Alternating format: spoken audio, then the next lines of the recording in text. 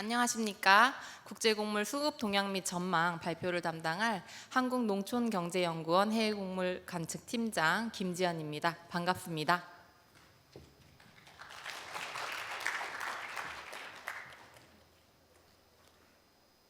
네, 말씀드린 내용은 다음과 같습니다. 먼저 24년 국제곡물 시장에 대해서 리뷰해보고요. 다음으로 곡종별 주요 수급 동향과 2025-26년도 전망에 대해 말씀드리겠습니다. 세 번째로는 이제 우리나라 주요 곡물 전망을 바탕으로 해서 우리나라에 도입된 곡물들에 대한 전망을 말씀드리고요. 마지막으로는 25년도 그리고 중장기 곡물 시장의 주요 이슈에 대해서 논의를 해보도록 하겠습니다. 먼저 24년 시장에 대해 말씀드리겠습니다. 선물 가격 기준으로 봤을 때 24년도 곡물 가격은 전년과 비교해서 한 24% 정도 하락하였습니다. 특히 상반기보다는 주요 곡물 기준으로 봤을 때는 하반기 한 8% 정도 하락한 것으로 나오고요.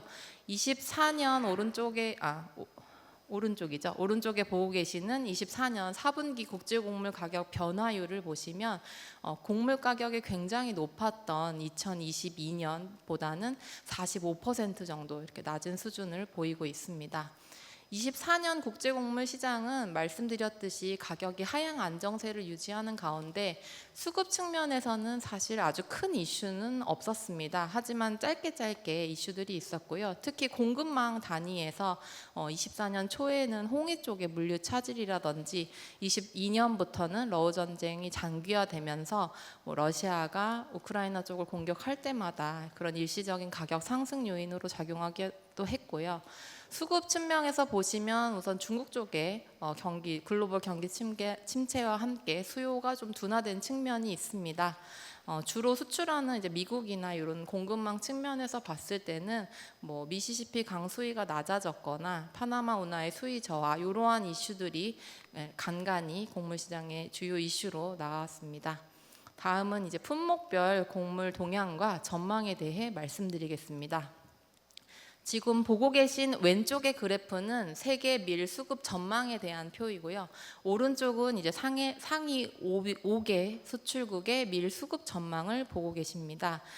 전반적인 공급 여건을 보시면 생산이 증가했고요. 그간 밀 같은 경우에는 22년도부터 해서 2년 연속 러시아 세계 최대 곡물 수출국인 러시아에서 굉장히 풍작이었습니다.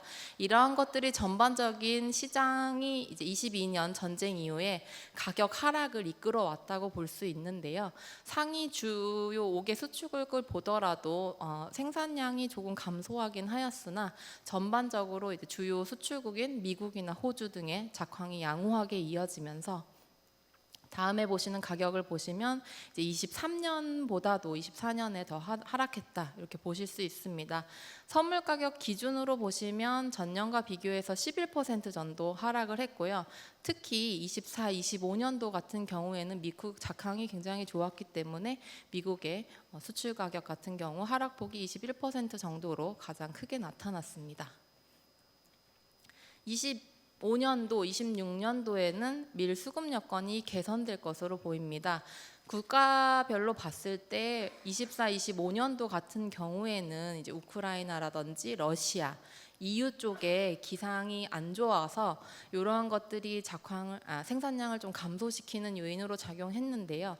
저희가 중장기 전망을 할 때는 이 생산성이죠. 단수라고 하는 것들을 기본적으로 장기 트렌드에 맞춰서 전망을 하고 있습니다. 이런 장기 트렌드적인 측면에서 생산성이 계속 증가한다고 했을 때 올해 같은 경우에는 작년에 안 좋았던 국가들의 수급 여건이 회복되면서 전년과 평년 대비 생산량도 증가하고 재고율 같은 경우에도 전년 대비 0.8%포인트 정도 상향 조정될 것으로 예상합니다. 다음은 옥수수입니다. 24년, 25년도 옥수수의 생산과 재고는 이제 감소가 전망됐습니다. 주요국을 보면 일단 브라질 쪽에 생산 여건이 좀 좋아진 측면이 있고요. 또 많은 곡물을 소비하고 있는 중국 같은 경우에도 자체 내 생산 여건이 좋아진 측면이 있습니다. 밀과 마찬가지로 흑해와 EU 쪽은 기상 요인으로 인해서 생산량이 좀 감소한 측면이 있습니다. 그럼에도 불구하고 24년도에도 곡물 가격은 하향 안정세가 전반적으로 보면 하향 안정세가 지속됐다고 볼 수 있습니다. 24년 상반기 5월 같은 경우에 보시면 이제 미국 파종기 때 약간의 그런 기상 우려가 있으면서 가격이 일시적으로 상승하는 측면도 있었고요. 또 최근에는 유럽 쪽에 기상 이슈가 생기면서 24년 상반기보다는 하반기에 조금 현물 가격으로 봤을 때는 강세를 보였다. 이런 부분을 말씀드릴 수 있겠습니다. 25년도, 26년도에도 전반적으로 뭐 미국이라든지 EU, 러시아, 우크라이나 같은 국들의 수급 여건이 회복되면서 옥수수 수급 여건도 전반적으로 전년에 이어 양호한 그런 모습을 보일 것으로 예상하고 있습니다. 네, 다음은 콩입니다. 주요 곡종 중에 콩 같은 경우에 24, 25년도에 수급 여건은 가장 좋을 것으로 지금 보여집니다. 특히 콩 같은 경우에는 이 생산과 수출국의 집중도가 가장 높은 그런 곡종 중에 하나인데요. 브라질, 미국, 아르헨티나 이 세 개 국가의 상위 3개국의 생산과 수출 점유율이 거의 80% 이상을 차지할 수 있다고 볼 수 있습니다. 브라질 같은 경우에는 2023년도와 비교해서 24, 25년도에 거의 10% 가까이 생산량이 증가할 것으로 전망되고 있습니다. 이에 따라서 콩 수급 여건도 굉장히 좋을 것으로 보고 있고요. 이러한 이유들로 인해서 콩 선물 가격도 전년 대비 22% 하락하였습니다. 수출 가격 같은 경우에도 브라질이나 미국 선물 가격 하락한 만큼 그렇게 하락한 것을 볼 수 있습니다. 25, 26년도에도 콩 수급 여건이 양호할 것으로 이렇게 저희가 보고 있습니다. 작년 이제 국가별로 보면 브라질과 미국이 좀 감소하는 측면이 있지만 전반적으로 브라질 같은 경우에는 생산 기반이 지속적으로 확대될 것으로 보고 있고요. 다만 24, 25년도에 작황이 굉장히 좋았기 때문에 평년 수준의 이런 단수를 가정한다면 25, 26년도에 이런 생산량은 전년보다는 좀 감소하겠으나 지금 재고량이 엄청 많은 측면이 있습니다. 이런 것 때문에 25, 26년도에도 아주 큰 기상 이변이 없다면 콩 수급 여건은 전년에 이어 양호한 모습을 보일 것으로 보여집니다. 특히 이 미국의 옥수수와 콩은 지력 유지를 위해서 보통 콩과 옥수수가 한 번씩 윤작을 하면서 재배를 하게 됩니다. 그래서 뭐 한 해는 콩이 늘면 다음에는 좀 줄고 이런 콩이랑 옥수수가 번갈아 가면서 하는 경향성이 있는 측면도 있고요. 또 하나 저희가 보는 주요 지표 중에 하나는 이 왼쪽에 보고 계시는 콩과 옥수수의 가격 비율 추이입니다. 콩 가격에서 옥수수를 나눈 그 비율을 지금 표로 나타낸 건데요. 대체로 이게 콩 가격이 옥수수보다 2.5배 정도, 2.5를 상회하는 경우에는 콩으로 좀 재배 면적이 증가하는 경향성을 보이고 그와 반대에는 이제 옥수수가 증가하는 경향성이 있습니다. 실제로 2022년도 같은 경우에는 이제 미국에서 미 농무부에서 3월달에 농가 조사를 통해서 파종 의향 면적 조사 발표를 미 농무부에서 하고요. 6월 말에는 실제로 파종이 얼마나 됐는지 파종 면적에 대한 발표가 있습니다. 우크라이나 전쟁이 22년 2월에 발발했는데요. 3월 말에 나왔던 그 파종 의향 면적 조사에서는 콩이 더 많을 것으로 그렇게 조사가 됐었는데 이후에 이제 옥수수 가격이 많이 상승을 했죠. 그렇게 하면서 이 비율이 굉장히 낮아졌고 실제로 파종이 이루어진 시점에는 콩에서 옥수수로 많이 넘어갔던 그런 모습입니다. 전반적으로 미국은 사실 재배 면적 자체가 크게 증가 추이를 보이진 않고 일정 수준을 유지하고 있고요. 이 브라질 같은 경우에는 반면 이 보라색으로 지도에 보라색으로 표시된 부분이 이제 브라질 옥수수 콩 주산지인데요. 이쪽에서는 이제 지속적으로 재배 면적이 증가 추이를 보여왔고요. 앞으로도 이 증가세는 조금 둔화될 수 있으나 증가 추이가 당분간은 지속될 것으로 보고 있습니다. 앞서 말씀드린 것을 바탕으로 이제 우리나라 주요 곡물의 수입량 및 수입액 추이를 보고 계십니다. 24년 기준으로 주요 곡물의 수입액은 58억 달러 정도로 2022년에 가장 많았던 수준과 비교하면 약 26% 정도 감소하였습니다. 기본적으로 이제 식용 곡물의 수요는 일정하게 유지가 되는 가운데 사료용 곡물 수입이 증가했다고 보시면 될 것 같습니다. 지금 보시는 그래프는 이제 식용과 사료용, 저희가 주로 수입을 하는 식용 밀, 옥수수, 그리고 체유용 콩과 식용콩, 사료용 같은 경우에는 사료용 옥수수, 밀, 그리고 대두박, 이 세 가지 곡종의 가격을 가지고 저희가 지수화시킨 것입니다. 아래 보시는 보라색 그래프가 달러 기준이고요. 위에 핑크색으로 된 부분이 원화 기준의 수익 금액을 보고 계신데요. 2022년 이후에 환율 상승하면서 그러한 부분들이 그대로 반영됐다고 보시면 됩니다. 국제 가격이 50%까지 하락을 했음에도 불구하고 우리나라에 도입되는 그런 주요 곡물의 수입 단가 하락폭은 환율 상승한 것이 상쇄되면서 좀 제한적이었다라는 말씀을 드리고 싶습니다. 네, 마지막으로 이제 2025년 중장기 주요 이슈에 대해서 세 가지 정도 말씀을 드려보도록 하겠습니다. 뒤에서 이제 또 다른 발표자분들과 토론 시간에도 좀 내용이 나올 건데 저는 이제 국제곡물 시장 관점에서 이제 세 가지 정도 말씀을 드리려고 합니다. 먼저 중국 수요인데요. 중국 수요는 크게 외부적인 것과 내부적으로 이렇게 구분을 해봤습니다. 먼저 수입을 보시면 중국 같은 경우는 매년 생산되는 세계에서 글로벌하게 생산되는 콩의 70% 이상을 이제 중국이 수입을 합니다. 매년 1억 톤 내외의 콩을 수입하고 있는데요. 중국이 2000년대 초반에 WTO에 가입하면서 가파르게 수출 중심으로 해서 경제 성장을 이뤘습니다. 이와 같이 이 중국의 주요 곡물 수입량과 소비량도 급격하게 증가한 모습을 보실 수 있습니다. 특히 대두를 중심으로 수입량이 굉장히 빠르게 증가를 했는데요. 2015년 중반부터 보시면 이 수입이 증가하는 추이를 보이긴 하지만 그 수입 속도는 굉장히 더뎌진 걸 보실 수 있습니다. 오른쪽에 보시는 이 중국의 GDP 성장률과 인구 증감률 추이와도 맞아 떨어지는 모습을 보실 수 있어요. 이제 다른 하나는 이제 중국 내부적인 여건입니다. 중국은 워낙에 많은 양의 곡물을 소비를 하다 보니 이제 자국 내에서 생산성을 높이기 위한 노력들이 이루어지고 있습니다.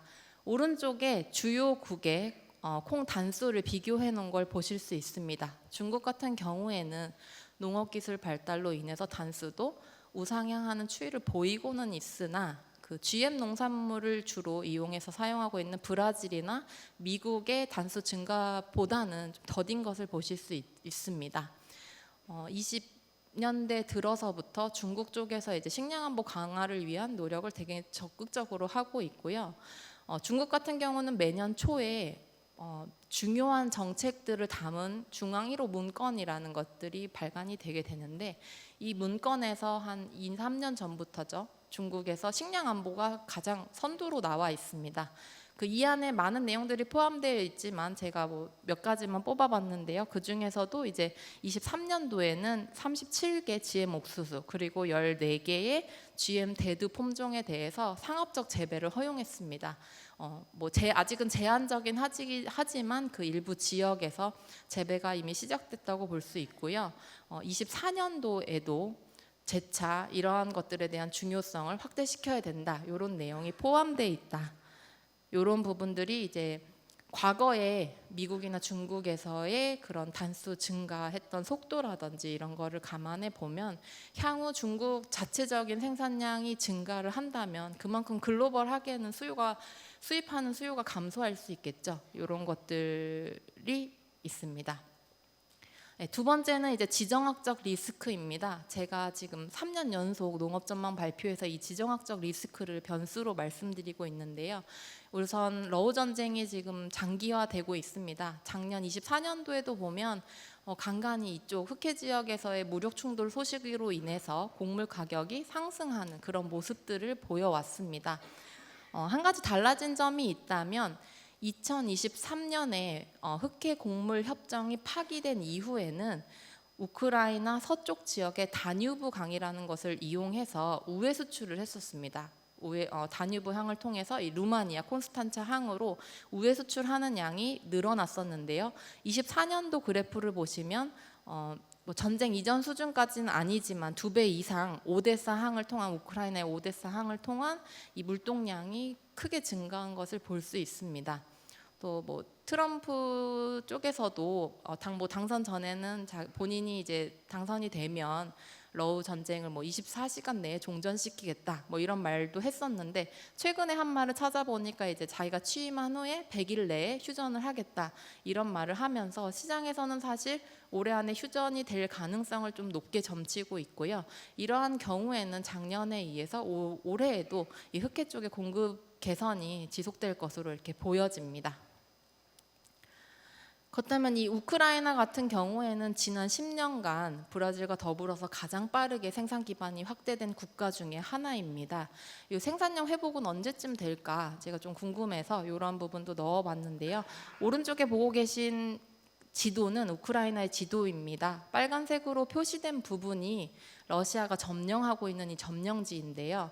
지금 전쟁 이후에 그래프를 보시면 밀과 옥수수 같은 경우에는 약 농경지가 20% 정도 감소했습니다. 이 빨간색으로 표시된 부분이 주요 밀이나 보리 이런 것들을 재배하는 밀 재배 주산지입니다. 그렇기 때문에 이러한 부분들이 종전이 오래되더라도 이 안에 뭐 지뢰를 제거해야 된다든지 이런 것들을 해결하는 데는 비교적 상당 시간이 소요될 것으로 보고 있습니다. 그리고 이제 좀 비교적 안정한 지역에서의 이런 생산량은 밀이나 옥수수보다는 현재 유지류를 중심으로 해서 생산량이 회복된 것으로 저희가 파악을 하고 있습니다. 마지막으로 이제 트럼프 2기의 이슈입니다. 저희가 뭐 이분과에서도 이런 주제를 다뤘었는데, 제가 여기서 말씀드리고 싶은 부분은 좀 국제곡물 시장에 한정해서 트럼프 1기 때 중국과 미국의 이 무역 전쟁했던 이 시기와 다른 점을 한 2가지 정도만 짚어보고자 합니다. 우선 첫 번째로는 중국의 콩 수입선이 다변화됐다는 점입니다. 앞서 중국이 매년 1억만 톤 내외의 콩을 수입한다고 말씀을 드렸는데요. 오른쪽 그래프를 보시면 2012년도에 처음으로 중국이 수입하는 콩의 수입선이 미국에서 브라질로 바뀌었습니다. 이후에 보시면 급격하게 브라질산 수입량이 증가한 걸 보실 수 있고요. 2024년 기준으로는 중국의 콩 수입량 중에 브라질산이 차지하는 비중이 미국의 2배가 넘어가게 됩니다. 뭐 많은 이유가 있겠지만 어쨌든 중국에서 계속해서 이런 남미 쪽으로 그 곡물 기반 인프라 시설을 투자하고 뭐 크러싱 공장이나 이런 것들을 남미 쪽에 많이 갖고 있습니다. 이러한 것들이 당분간은 좀 지속될 것으로 보고 있습니다. 다른 하나는 이제 미국 내의 얘기입니다. 미국은 어쨌든 옥수수나 콩을 많이 생산하고 남는 국가이기 때문에 수출을 할 수밖에 없죠. 근데 이제 과거에 트럼프 1기 때 무역 전쟁 때를 회상해 보면, 그때 이제 중국에서 미산 옥수수에 대해 관세를 부과하면서 콩 선물 가격이 굉장히 크게 하락했던 측면이 있거든요. 최근에 보시면 이제 미국에서는 바이오 연료 정책이라고 해서 옥수수나 콩을 이 연료로 사용을 하게 됩니다. 최근에 트렌드 중에 하나 두드러지는 것은 이 콩을 기반으로 한 바이오 연료 중에 바이오 디젤과 재생 가능 디젤 이 2개가 있는데, 이 재생 가능 디젤의 소비가 크게 증가한 점입니다. 일단 재생 가능 디젤을 생산할 수 있는 그런 플랜트의 능력도 굉장히 많이 증가를 했고요. 그와 더불어서 이제 오른쪽에 보시면 미국의 콩 수출량 및 소비량 추이를 보시면 최근 3년 동안 미국 내 소비량이 증가하고 그만큼 수출량이 감소한 것을 보실 수 있습니다. 네.